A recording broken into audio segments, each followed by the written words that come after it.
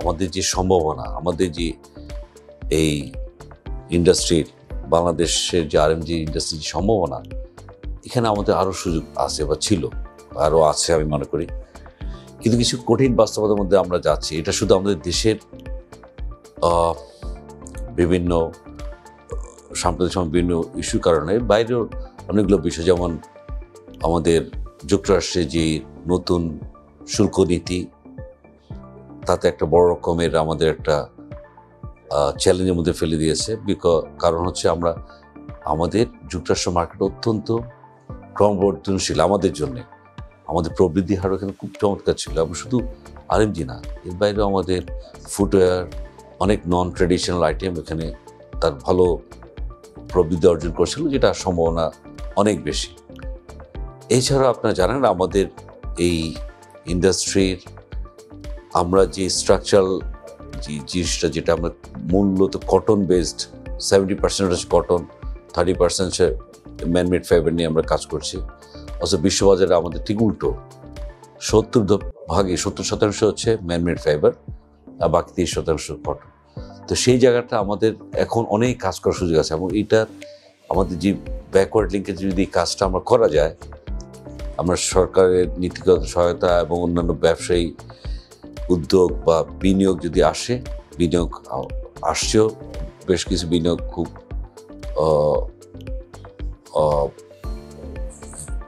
বেশ কিছু বিনিয়োগ আমরা দেখতে পাচ্ছি।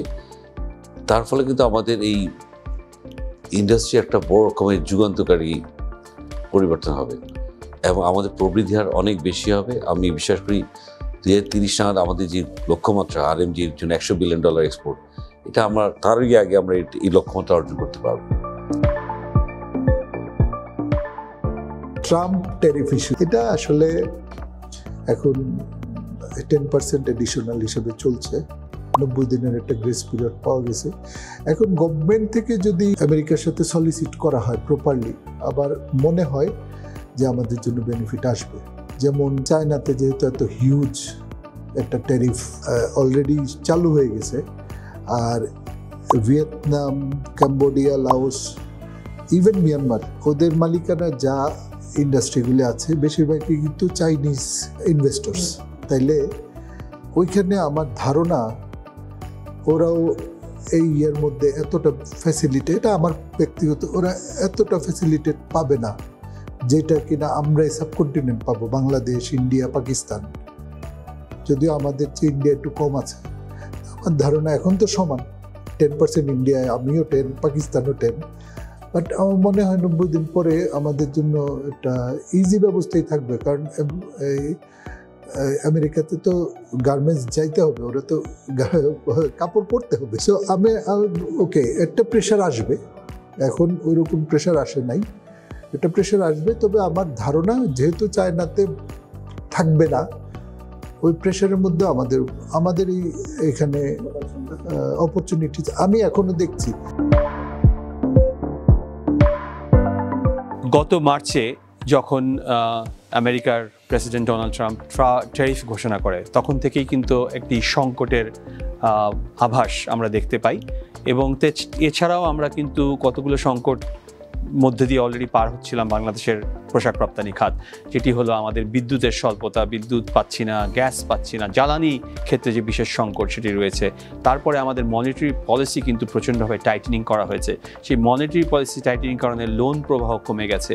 এছাড়া এই সংকটগুলো মোকাবেলা করার জন্য এছাড়া রাজনৈতিক কিছু অস্থিরতা এবং স্থিতিশীলতার কিছু, যেটা আমাদের বায়ার বলে, যেমন কিছু আমাদের সিকিউরিটি রেস্ট্রিকশন, এগুলো ছিল। কিন্তু তা সত্ত্বেও কিন্তু আমরা দেখেছি গত 10 মাসে আমাদের প্রায় 10% অ্যাভারেজ প্রবৃদ্ধি হয়েছে, এবং প্রতি মাসে আমরা প্রায় $3.5 থেকে $4 বিলিয়ন এক্সপোর্ট করতে পেরেছি। কিন্তু এই সংকট যে আসছে তার একটি পূর্বাভাস কিন্তু আমরা দেখতে পেলাম এপ্রিলের রপ্তানি ফিগারে, যেটি কমে গিয়ে কিন্তু $3 বিলিয়ন কাছাকাছি, $3 বিলিয়ন নিচে আমাদের এক্সপোর্ট হয়েছে। মার্কিন যুক্তরাষ্ট্রে আমাদের এক্সপোর্ট সংখ্যাজনকভাবে হ্রাস পাচ্ছে।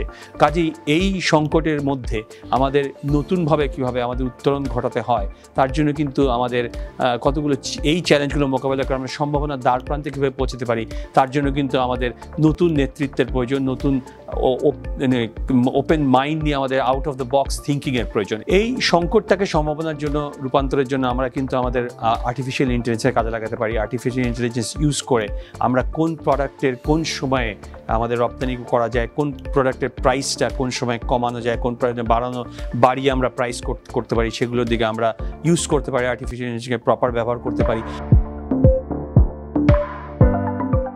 আপনারা প্রথমেই জানেন যে ইউএস ট্যারিফ নিয়ে এখন দুনিয়াতে তাণ্ডব চলছে। আমরা সবাই একটা আতঙ্কের মধ্যে আছি। চায়না ইউএসের সাথে যদিও একটা ট্রেড ওয়ার চলছে, এটার সাফারিং কিন্তু আমরা সবাই হতে যাচ্ছি, যদিও আমরা 3 মাসের একটা গ্রেস পেয়েছি। তো ইন্ডিভিজুয়ালি সব কান্ট্রিগুলো কিন্তু কাজ করে যাচ্ছে ইউএস গভর্নমেন্টের সরকারের সাথে, যে যার মতো করে পাচ্ছে বেনিফিটস দিচ্ছে, দিয়ে একটা ভালো ট্রেড ডিলে 3 মাসের শেষে বের করে নিয়ে আসতে যাচ্ছে।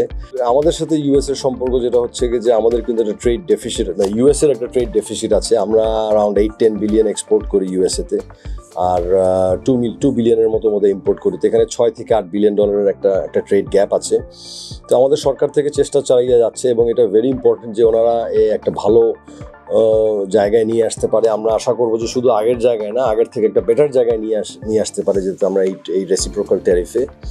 তা না হলে কিন্তু আমাদের একটা বড় সংকটের মধ্যে পড়ে যাব।